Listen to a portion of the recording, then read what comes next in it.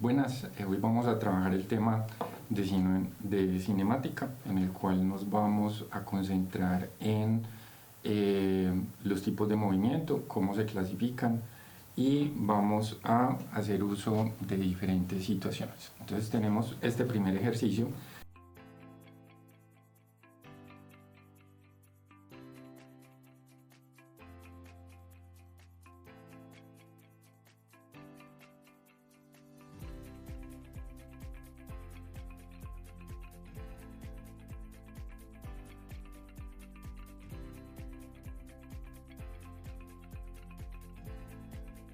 En el que nos plantean la siguiente situación. Dice, en el punto de partida de una pista recta se encuentran tres atletas, los cuales comienzan a correr y se les registra su posición en diferentes instantes de tiempo, como se muestra en la siguiente figura.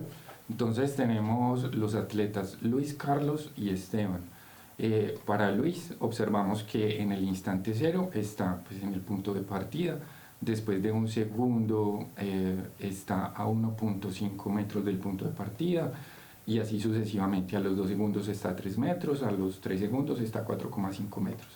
Para Carlos tenemos que después de un segundo está a 1 metro, a los 2 segundos está a 2 metros y a los 3 segundos está a los 3 metros. Y con Esteban tenemos que después de un segundo está a 0.5 metros, a los 2 segundos está a 2 metros y a los 3 segundos está a 4,5 metros. Entonces nos preguntan, el movimiento descrito por cada uno de los atletas puede clasificarse como. Entonces, como se trata de una pista recta, podemos decir que el movimiento de los tres es un movimiento rectilíneo. Entonces, la trayectoria de los tres es la misma, es una línea recta. Ahora tenemos que preguntarnos cómo varía la rapidez de cada uno de ellos, es decir, si avanzan en tiempos iguales, distancias iguales, o si a medida que avanza el tiempo, la distancia que recorren en cada unidad de tiempo aumenta o disminuye.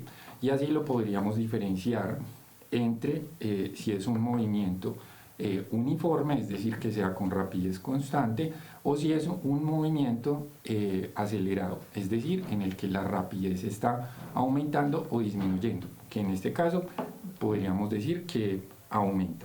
Entonces, si observamos con Carlos tenemos lo siguiente, con Luis, que es el primero, perdón, observamos que en cada intervalo de un segundo, él está recorriendo siempre la misma distancia.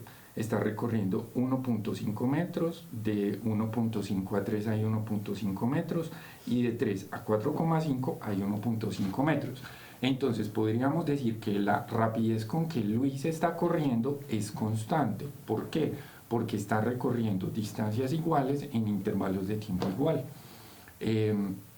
Para Carlos tendríamos exactamente lo mismo. Tendríamos que en cada intervalo de un segundo, ¿cierto? Él está recorriendo la misma distancia, que en este caso sería 1 metro. Entonces podemos afirmar que Luis y Carlos describen el mismo tipo de movimiento, que sería un movimiento rectilíneo uniforme. La única diferencia es que la rapidez de Luis sería mayor, porque él está recorriendo mayor distancia por unidad de tiempo. La rapidez de Luis sería 1.5 metros cada segundo y la rapidez de Carlos sería 1 metro cada segundo. Ahora, si analizamos la situación de Esteban, en Esteban observamos lo siguiente. Observamos que en el primer segundo él recorrió solamente 0,5 metros. En el segundo segundo él recorrió 1.5 metros, que sería de 0,5 a 2, y en el tercer segundo de carrera recorrió de 2 a 4,5 metros, entonces recorrió 2,5 metros. Entonces, ¿qué podemos observar? Que la distancia recorrida por Esteban por unidad de tiempo va en aumento, ¿cierto? Cada vez en cada unidad de tiempo la distancia recorrida es mayor. Entonces, ¿qué podemos concluir de eso? Que Esteban se está moviendo con una mayor rapidez a medida que pasa el tiempo. Eso implica que su movimiento es un movimiento acelerado. Ahora si analizamos las opciones de respuesta. Entonces nos dicen, el movimiento descrito por cada uno de los atletas puede clasificarse como MRU para todos. Entonces MRU es un movimiento rectilíneo uniforme, donde se da con trayectoria rectilínea y la rapidez es constante. Entonces recorrerían distancias iguales en tiempos iguales. Vemos que Esteban no cumple eso, entonces esa opción es incorrecta. Nos dice MRU para Carlos y Esteban y MRUA, que sería un movimiento rectilíneo uniformemente acelerado, para Luis. Como vemos, los que comparten tipo de movimiento son Luis y Carlos, y Esteban tiene un movimiento acelerado, entonces esa también es incorrecta. La tercera opción, que sería la C, también es incorrecta, porque ya vemos que Luis y Carlos se mueven con velocidad constante, y si la velocidad es constante, como la aceleración es el cambio de la velocidad en el tiempo, entonces no tendrían aceleración. Entonces no describen movimientos acelerados, sino uniformes.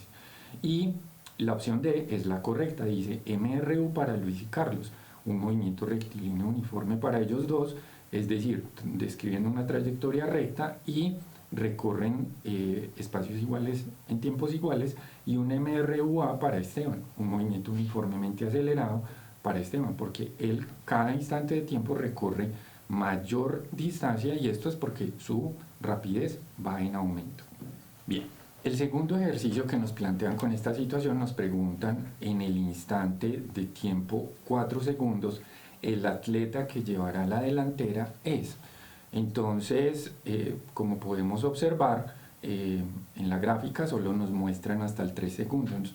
Entonces tendríamos que hacer una predicción de en qué posición estaría cada atleta a los 4 segundos, dependiendo de lo que hemos observado hasta ahora. Entonces, la rapidez de Luis es 1.5 metros cada segundo. Cada segundo recorre esa distancia. Entonces, del segundo 3 al segundo 4, él va a recorrer 1.5 metros adicionales a partir de la posición donde se encuentra, que sería 4,5 metros. Entonces eso significaría que Luis se encontraría a 4,5 más 1.5 metros, que eso sería a 6 metros del punto de partida.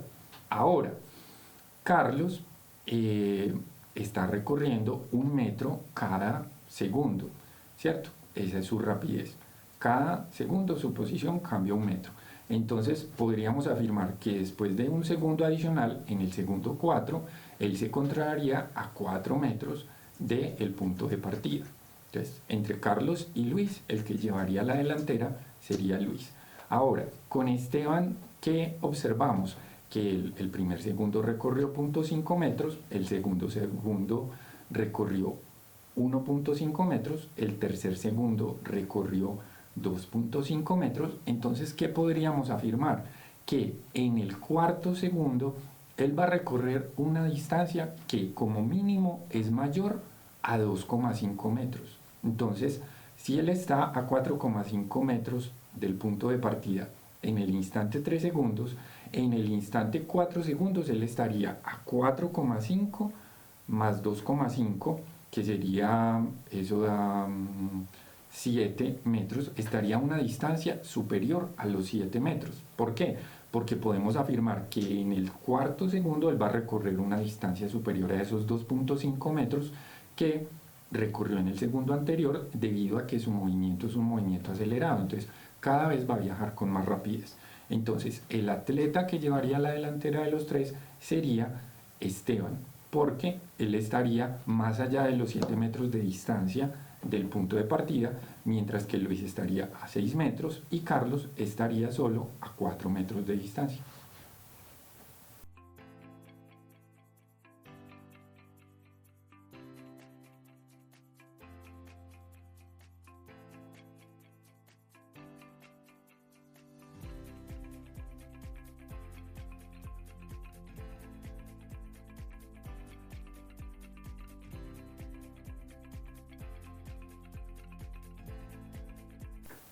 Bien, en este ejercicio nos plantean una gráfica de posición versus tiempo.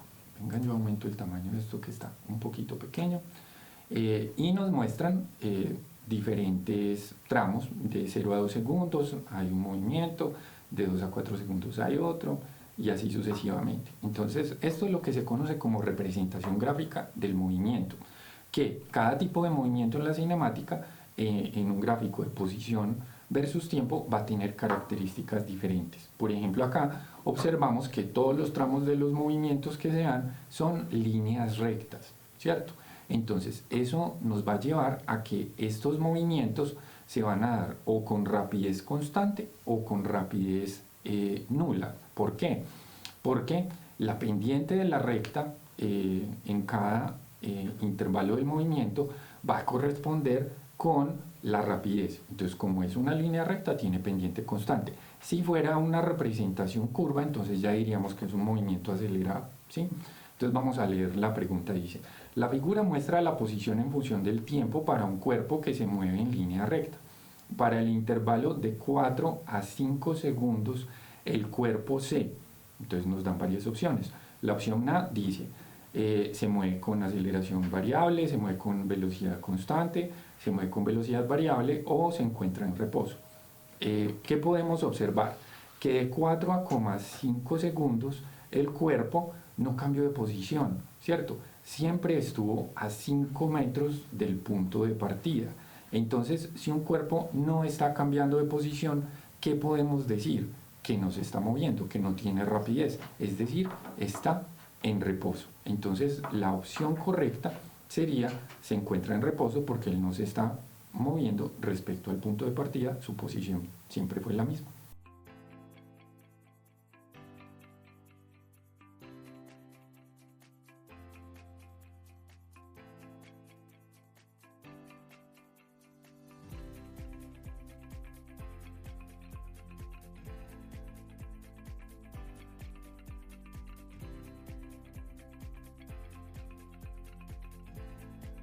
Este nuevo ejercicio también nos plantea una situación de representación gráfica del movimiento, pero ya nos muestran una gráfica de el cambio de la rapidez respecto al tiempo, y nos dice lo siguiente: en el siguiente gráfico se representa la rapidez de un móvil de 30 kilogramos en función del tiempo.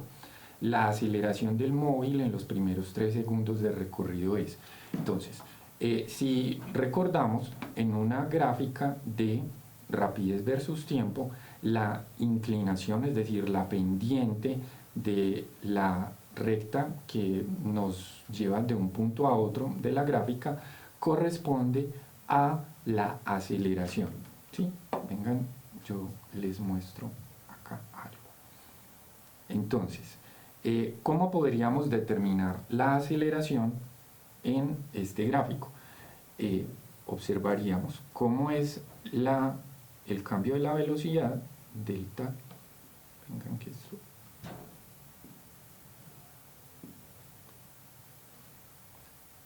Cómo es el delta de velocidad, cómo cambió la velocidad y en qué intervalo de tiempo lo hizo.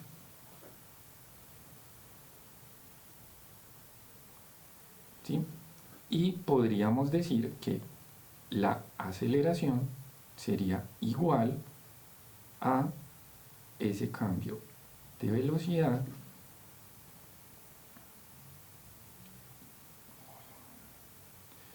sobre el cambio del tiempo. Bien, entonces, en el intervalo que nos dicen que son los 3 primeros segundos de recorrido, tenemos que el cambio de velocidad, el auto fue de estar en el reposo porque tiene una velocidad 0 a tener una velocidad de 5 metros sobre segundo, y eso lo logró yendo de 0 segundos a 3 segundos. Entonces tendríamos que nuestra aceleración sería igual a 5 metros sobre segundo menos 0 metros sobre segundo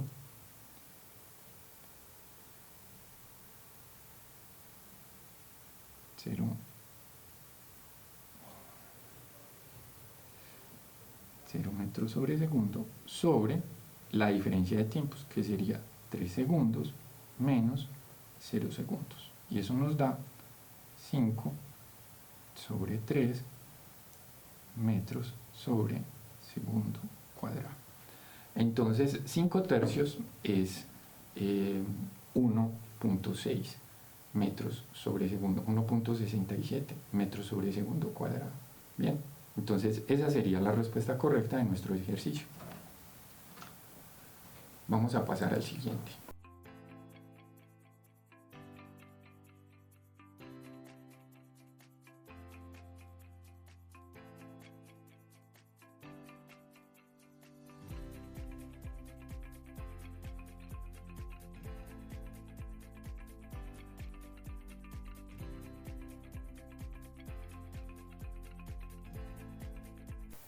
Ahora nos plantean una situación de caída libre. Recordemos que la caída libre es un movimiento rectilíneo uniformemente acelerado que se da en la dirección vertical y en el cual el valor de la aceleración es igual a la gravedad.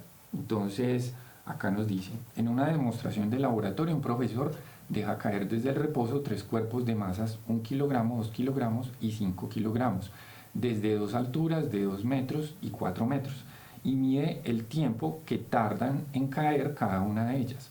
Los resultados los consigna en la siguiente gráfica. Entonces nos muestran la gráfica y nos preguntan, al finalizar la demostración el profesor formula la siguiente pregunta a sus estudiantes: ¿cuál de las siguientes hipótesis se puede evaluar con esta experiencia? Entonces, una hipótesis es una suposición que uno deriva de una serie de datos que se obtienen en un experimento. Aquí, ¿qué podemos observar? Que para objetos que son lanzados desde una misma altura, inicialmente, acá tenemos el de 1 kilogramo de masa, luego 2 kilogramos de masa, luego 5 kilogramos de masa, todos lanzados desde una altura de 2 metros, tienen un tiempo de caída igual, demoran 0,64 segundos en caer al piso. Entonces, ¿qué podríamos concluir de esta primera parte de la gráfica? Que el tiempo de caída es igual para objetos que caen desde la misma altura, independientemente de si su masa es diferente, ¿cierto? Entonces, el tiempo de caída va a depender solo de la altura, no va a depender de la masa. Y en la segunda situación, que ya los sueltan desde 4 metros de altura a los 3, el de 1 kilogramo, 2 kilogramos y 5 kilogramos, observamos que el tiempo de caída aumentó y aumentó a 0,9 segundos. Y podemos observar que para los 3 es el mismo tiempo de caída. Entonces, el tiempo de caída podemos decir que es independiente de la masa, solo va a depender de la altura que cae. Entonces, observemos las hipótesis que le plantea el profesor a los estudiantes. La primera dice: el tiempo que tarda en caer un cuerpo desde una altura determinada depende únicamente de su masa.